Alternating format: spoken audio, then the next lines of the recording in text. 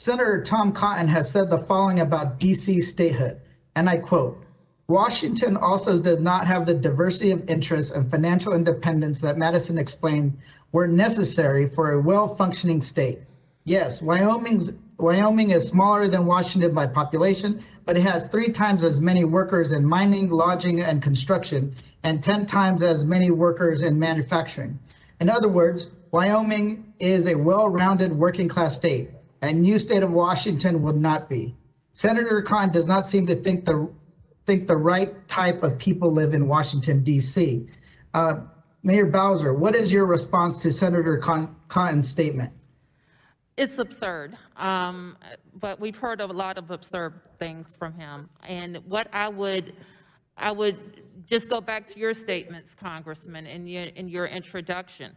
The Constitution does not set out or types of industry that have to be in a state in order to be admitted to the state.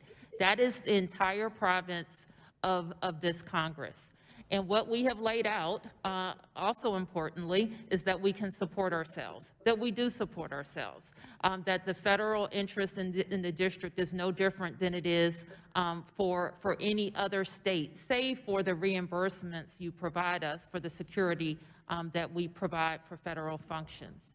So we can support ourselves. More than that, you heard from our chief financial officer that the makeup of our workforce, unlike most people think, is not entirely federal government employees. In fact, that's only a quarter of our workforce. And we've seen over the last 10 to 15 years growing diversification of our jobs. We've also grown, and a lot of the smaller states that you've mentioned don't have the type of growth that we have and the type of economic development that we forecast that is going to allow us to continue to invest in our new state, in the functions that we need to handle.